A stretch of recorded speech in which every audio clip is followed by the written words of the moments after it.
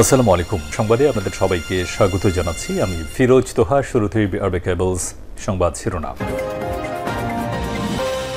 জানিয়ে দেব এই মুহূর্তে হাতে পাওয়া সর্বশেষ গুরুত্বপূর্ণ আপডেট বাংলা সংবাদ। শুরুতেই থাকছে আওয়ামী লীগ কোন মুখে গণতন্ত্রের কথা বলে, প্রশ্ন রেখেছেন বিএনপির মহাসচিব মির্জা ফখরুল ইসলাম আলমগীর। এবারে জানাবো দেশের অর্থনীতি মুমূর্ষু অবস্থায় রয়েছে বলে মন্তব্য করেছেন বিএনপির স্থায়ী কমিটির সদস্য গয়েশ্বরচন্দ্র রায়। জানাবো নির্বাচনে আস্থা ফেরাতে দরকার রাজনৈতিক সমঝোতা। পুরো নির্বাচন ব্যবস্থা এখন দুর্নীতিগ্রস্ত। আস্থাহীনতার কারণে রাজনৈতিক দল অংশ নিচ্ছে না, ভোটারও আসছে না ভোট কেন্দ্রে। এতে দুর্বল হচ্ছে গণতন্ত্র, অথচ গণতন্ত্র ছাড়া টেকসই উন্নয়ন সম্ভব নয়। এই সংকট উত্তরণে নির্বাচন ব্যবস্থার উপর আস্থা ফিরিয়ে আনা দরকার। এজন্য প্রয়োজন রাজনৈতিক সমঝোতা, এমনটাই দাবি করেছেন বিশিষ্টজনেরা। এদিকে ময়মনসিংহে বিদেশি পিস্তল এবং ম্যাগজিন সহ মোহাম্মদ জজমিয়া ২৭ নামের এক স্বেচ্ছাসেবক লীগ নেতাকে গ্রেপ্তার করেছে কোতোয়ালি মডেল থানা পুলিশ। তিনি নগরের সুতিয়াখালী এলাকার মোহাম্মদ গিয়াসউদ্দিনের ছেলে। জানিয়ে দেব আওয়ামী লীগ সাধারণ সম্পাদক এবং সড়ক পরিবহন ও সেতুমন্ত্রী ওবায়দুল কাদের বলেছেন, এ বাজেট ঘোষণা করা হয়েছে লুটপাট বন্ধ করার জন্য, লুটপাট করতে নয়। আমরা বিএনপির আন্দোলন নয়, সন্ত্রাসী কর্মকাণ্ডকে ভয় পাই বলেও মন্তব্য করেন তিনি। এবং সর্বশেষ জানাবো আন্তর্জাতিক সংবাদ। টানা তৃতীয় মেয়াদে ভারতের প্রধানমন্ত্রী হিসেবে শপথ নিয়েছেন নরেন্দ্র মোদী। রোববার সন্ধ্যায় নয়াদিল্লিতে প্রেসিডেন্ট ভবনে এ শপথ গ্রহণ হয়। নরেন্দ্র মোদীকে শপথ পড়ান ভারতের প্রেসিডেন্ট দ্রৌপদী মুর্মু। তৃতীয়বার প্রধানমন্ত্রী হিসেবে শপথ গ্রহণের মধ্য দিয়ে ভারতের প্রথম প্রধানমন্ত্রী ও কংগ্রেস নেতা জওহরলাল নেহরুর রেকর্ড স্পর্শ করলেন নরেন্দ্র মোদী। এতক্ষণ শিরোনাম শুনছিলেন, এবার বিস্তারিত। প্রিয় দর্শক, আপনি যদি এই চ্যানেলে নতুন হয়ে থাকেন, ভিডিওটি দেখতে দেখতে চ্যানেলটি সাবস্ক্রাইব করে আমাদের সঙ্গেই থাকুন। আর এই ভিডিও সম্পর্কে আপনি আপনার মূল্যবান মতামতটি কমেন্ট বক্সে জানিয়ে দিন। আর হ্যাঁ প্রিয় দর্শক, জানিয়ে দিন ভিডিওটি কোথা থেকে দেখছেন। আওয়ামী লীগ কোন মুখে গণতন্ত্রের কথা বলে, প্রশ্ন মির্জা ফখরুলের। গণতন্ত্র নিয়ে কথা বলার কোনো অধিকার ক্ষমতাসীন দল আওয়ামী লীগের নেই বলে মনে করেন বিএনপির মহাসচিব মির্জা ফখরুল ইসলাম আলমগীর।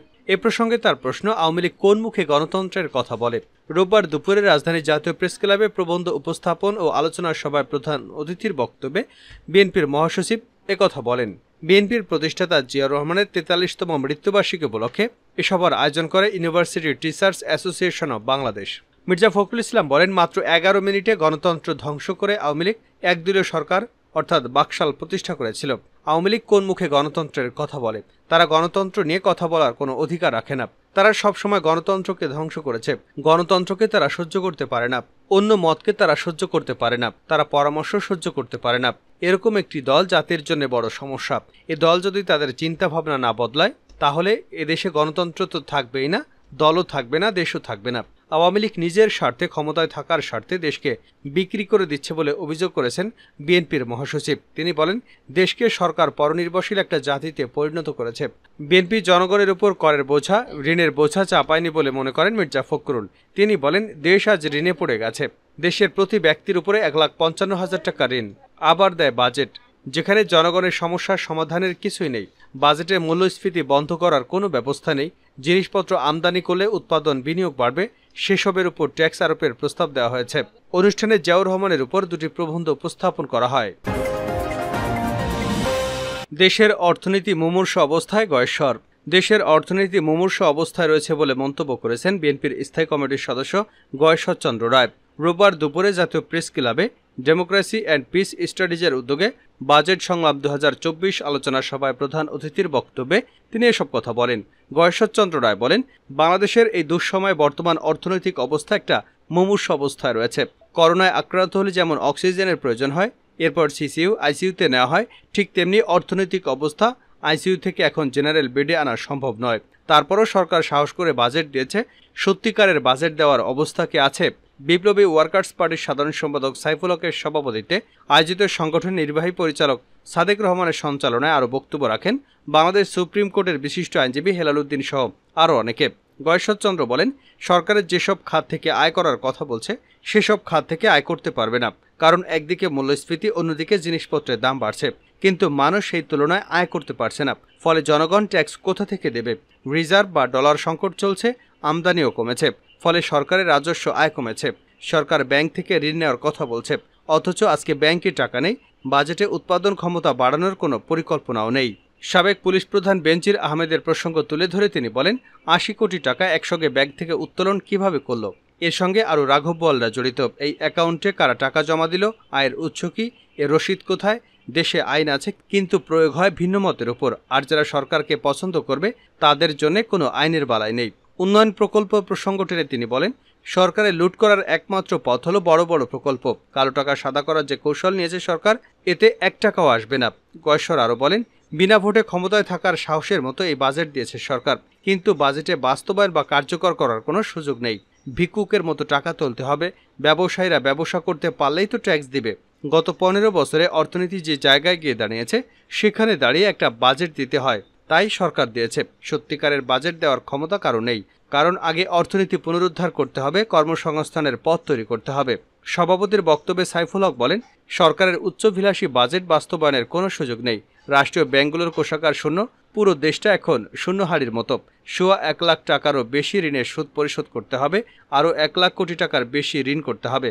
মুদ্রাস্ফীতি নিয়ন্ত্রণে আনার কোনো দিক নির্দেশনা নেই। ১৫% ট্যাক্স দিয়ে কালো টাকা সাদা করার প্রসঙ্গে টেনে তিনি বলেন, আগে শুনেছি রাষ্ট্রের কাজ হলো দুষ্টের দমন আর শিষ্টের পালন করা।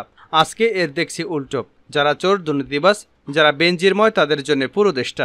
দুর্নীতির হাজার হাজার কোটি টাকা নিয়ে এখন প্রশ্ন তোলা যায় না। কালো টাকা সাদা করার মাধ্যমে চোর ডাকাতি দুর্নীতিকে রাষ্ট্রীয়ভাবে স্বীকৃতি দেওয়া হয়েছে। মালয়েশিয়ার সিন্ডিকেটের সঙ্গে ৪ এমপি জড়িত। তাদের বিরুদ্ধেও সরকার এখন পর্যন্ত কোনো ব্যবস্থা নেয়নি। বাস্তবে বাংলাদেশের রাজনৈতিক কোনো সরকার নেই। নির্বাচনে আস্থা ফেরাতে দরকার রাজনৈতিক সমঝোতা।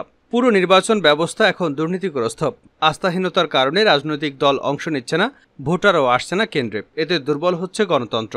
অথচ গণতন্ত্র ছাড়া টেকসই উন্নয়ন সম্ভব নয়। এই সংকট উত্তরণে নির্বাচন ব্যবস্থার উপর আস্থা ফিরিয়ে আনা দরকার। এজন্য প্রয়োজন রাজনৈতিক সমঝোতা। গতকাল শনিবার ঢাকা রিপোর্টার্স ইউনিটিতে জাতীয় সরকার ব্যবস্থা শক্তিশালীকরণে চ্যালেঞ্জ ও নির্বাচনে দলীয় প্রতীকের ভূমিকা শীর্ষক সেমিনারে এই অভিমত দেন বিশিষ্টজন। Reporters Forum for Election and Democracy এ সেমিনারের আয়োজন করে। শুরুতে সিডাপের গভর্নিং কাউন্সিলর সভাপতি নির্বাচিত হওয়ায় স্থানীয় সরকার, পল্লী উন্নয়ন ও সমবায় মন্ত্রী তাজুল ইসলামকে সংবর্ধনা দেওয়া হয়। এ সময় মন্ত্রী বলেন, সিডাপ প্রতিষ্ঠার লক্ষ্য পল্লী উন্নয়ন এবং দারিদ্র্য বিমোচন করা। নবনির্বাচিত সভাপতি হিসেবে আমি এ লক্ষ্য এবং পূর্বসূরিদের স্বপ্ন পূরণে প্রতিশ্রুতিবদ্ধ থাকব। সেমিনারের মূল প্রবন্ধ উপস্থাপন করেন স্থানীয় সরকার বিশেষজ্ঞ ডক্টর তোফায়েল আহমেদ। তিনি বলেন, সিটি কর্পোরেশন, উপজেলা, পৌরসভা ও ইউনিয়ন পরিষদের পৃথক আইনগুলো একীভূত করে একটি আইন করা দরকার। একক তফসিলে একই দিনে ভোট করা গেলে খরচ কমবে। তিনি বলেন, আমি দলীয় প্রতীকে স্থানীয় সরকার নির্বাচন করার পক্ষে। সমস্যা প্রতীকে নয়, সমস্যা আসলে রাজনীতিতে। ব্যক্তিগতভাবে আমি স্থানীয় নির্বাচন দলীয় প্রতীকে বা প্রতীক বাদে কোনোটারই পক্ষে বা বিপক্ষে নই। আমার মনে হয় না দুটোর কোনোটিতেই খুব ভালো কিংবা ক্ষতিকর কিছু আছে। আমাদের আইনে দলীয় প্রতীক কিংবা প্রতীক ছাড়া দুভাবেই নির্বাচন আয়োজনের সুযোগ আছে। এটি সংশোধনের প্রয়োজন নেই। বদিউল আলম মজুমদার বলেন, স্থানীয় সরকার ব্যবস্থা দুর্বল হয় এমপিদের হস্তক্ষেপ এবং প্রশাসনের নিয়ন্ত্রণের কারণে। স্থানীয় উন্নয়নে সংসদ সদস্যদের যুক্ত করা সংবিধানের স্পষ্ট লঙ্ঘন। সাখাওয়াত হোসেন বলেন, একটি দলের সুবিধা অসুবিধার কথা চিন্তা করেই প্রতীক উঠিয়ে নেওয়া হয়েছে। প্রতীক দিয়ে স্থানীয় নির্বাচন করা উচিত নয়। লোকাল বডিকে লোকাল বডি অনুযায়ী চলতে দেন। ময়মনসিংহে বিদেশি পিস্তল সহ স্বেচ্ছাসেবক লীগ নেতা গ্রেপ্তার। ময়মনসিংহে বিদেশি পিস্তল ও ম্যাগজিন সহ মোহাম্মদ জজমিয়া ২৭ নামের এক স্বেচ্ছাসেবক লীগ নেতাকে গ্রেপ্তার করেছে কোতোয়ালি মডেল থানা পুলিশ। তিনি নগরের সুতিয়াখালী এলাকার মোহাম্মদ গিয়াসউদ্দিনের ছেলে।